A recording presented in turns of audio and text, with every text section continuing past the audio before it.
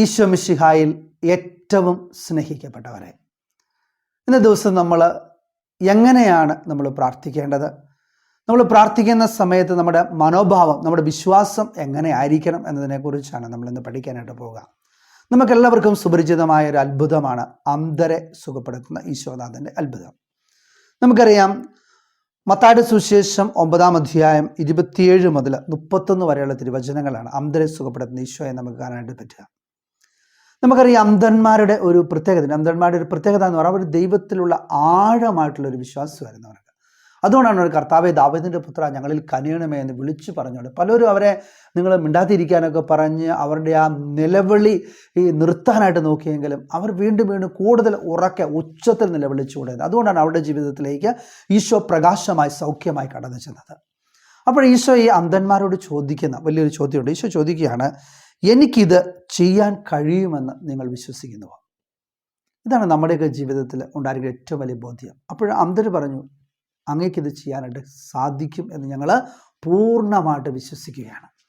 അതുകൊണ്ട് പലപ്പോഴും നമ്മുടെയൊക്കെ ജീവിതത്തിൽ നമ്മൾ പ്രാർത്ഥനയിൽ ഒത്തിരിയധികം പ്രാർത്ഥനാ നിയോഗങ്ങളുള്ള വ്യക്തിത്വങ്ങളാണ് നമ്മൾ ഓരോരുത്തരും. നമ്മൾ പറയും, പലപ്പോഴും ചില പ്രാർത്ഥനാ നിയമങ്ങളൊക്കെ നടക്കാതെയൊക്കെ വരുമ്പോൾ ഞാൻ കുറേ നാളുകളായിട്ട് പ്രാർത്ഥിക്കുന്നു, പക്ഷെ എന്താണിത് സംഭവിക്കാത്തതിന് പ്രാർത്ഥന നിർത്തിയാലോ എന്നൊക്കെ ചിന്തിക്കുന്നവരാണ് നമ്മൾ ഓരോരുത്തരും. പക്ഷെ ആ സമയങ്ങളിൽ എനിക്ക് തോന്നുന്നു നമ്മുടെ ഒരു മാതൃകയായിട്ട് എടുക്കേണ്ടത് ഈ അന്ധന്മാരാണ്. എൻ്റെ ദൈവത്തിന് എൻ്റെ ജീവിതത്തിൽ ഇടപെടാനായിട്ട് സാധിക്കും. എൻ്റെ ജീവിതത്തിൽ എൻ്റെ ദൈവം ഇടപെട്ട എൻ്റെ ഈ പ്രാർത്ഥനാ നിയോഗത്തെ അനുഗ്രഹം ആക്കി മാറ്റും.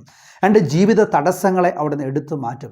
എൻ്റെ ജോലി മേഖലകളെ അവിടുന്ന് അനുഗ്രഹമാക്കി തീർക്കുമെന്ന് നമ്മൾ പൂർണ്ണമായിട്ട് വിശ്വസിക്കും. നമുക്കറിയാം, ഈ ബൈബിളിലുള്ള ഓരോ അത്ഭുതങ്ങളും നമ്മുടെയൊക്കെ വിശ്വാസത്തെ വളർത്തുന്നതിന് വേണ്ടിയുള്ളതാണ്.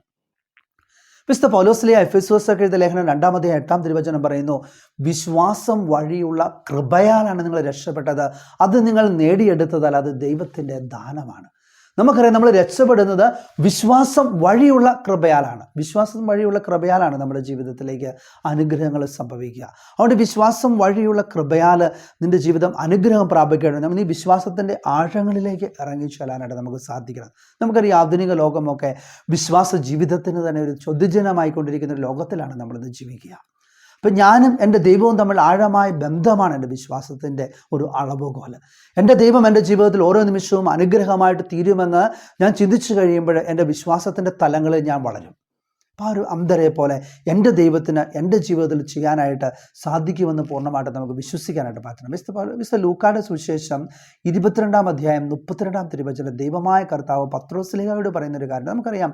പത്രോസിൻ്റെ പ്രത്യേകത എന്താണെന്ന് ചോദിച്ചാൽ, പത്രോസ് ഈശോയുടെ കൂടെ നടന്ന് ഈശോ ചെയ്ത ഓരോ അത്ഭുതങ്ങളും കണ്ണുകൊണ്ട് കണ്ട വ്യക്തിയോടാണ് ഈശോ പറയുക, ശിമയോൻ ശിമയോൻ, സാത്താൻ നിങ്ങളെ ഗോതമ്പ് പെറ്റുന്നത് പോലെ പെറ്റാൻ ഉദ്യമിച്ചു, എന്നാൽ നിൻ്റെ വിശ്വാസം ക്ഷയിക്കാതിരിക്കാൻ ഞാൻ നിനക്ക് വേണ്ടി പ്രാർത്ഥിച്ചു. അതുകൊണ്ട് സ്നേഹമുള്ളവരെ, എൻ്റെ മകന് വിശ്വാസക്കുറവുണ്ട്, മകൾക്ക് വിശ്വാസക്കുറവാണ്, എൻ്റെ ജീവിത പങ്കാളിക്ക് വിശ്വാസമില്ല, മക്കൾക്കില്ല, മാതാപിതാക്കൾക്കില്ല എന്ന് നമ്മൾ പറയാതെ നമ്മുടെ അവർക്ക് വേണ്ടി കൂടുതൽ പ്രാർത്ഥിക്കാനോ അവരൊക്കെ വിശ്വാസത്തിൻ്റെ ആഴങ്ങളിലേക്ക് പറയാണ്ട് നമ്മൾ കൂടുതൽ പ്രാർത്ഥിക്കുകയാണ് ചെയ്യേണ്ടത്. അപ്പോഴാണ് നമ്മുടെ ജീവിതം അനുഗ്രഹമായിട്ട് മാറുക. അതുകൊണ്ട് സ്നേഹമുള്ളവരെ, ഈ അന്ധരുടെ ഒരു വിശ്വാസ ബോധ്യങ്ങളിലേക്ക് നമുക്ക് ഇറങ്ങി വരാം. എൻ്റെ ദൈവത്തിന് എൻ്റെ ജീവിതത്തിൽ ഇത് ചെയ്യാനായിട്ട് സാധിക്കുമെന്ന് നമുക്ക് പൂർണ്ണമായിട്ട് വിശ്വസിക്കാം. അതിനായിട്ട് ഈശോ നമ്മെ എല്ലാവരെയും അനുഗ്രഹിക്കട്ടെ എന്ന് പ്രാർത്ഥിക്കുകയാണ്.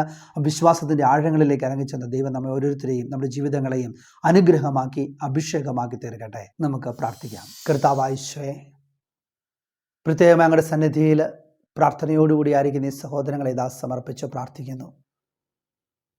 ഈശോ അന്ധരോട് ചോദിക്കുന്നു, എനിക്കിത് ചെയ്യാൻ സാധിക്കുമെന്ന് നിങ്ങൾ വിശ്വസിക്കുന്നുവോ? എൻ്റെ വിശ്വാസ ജീവിതത്തിൽ എൻ്റെ ദൈവവും ഞാനുമായിട്ടുള്ള ബന്ധത്തിൻ്റെ ആഴങ്ങളിലേക്ക് ഇറങ്ങിച്ചെല്ലുവാൻ എന്നെ ശക്തിപ്പെടുത്തണമേ. ഞാനിപ്പോൾ സമർപ്പിക്കുന്ന ഓരോ പ്രാർത്ഥനാ നിയോഗങ്ങളെയും അവിടുന്ന് അനുഗ്രഹമാക്കി തീർക്കണമേ, ഇപ്പോഴും എപ്പോഴും എന്നേക്കും. ആമേൻ.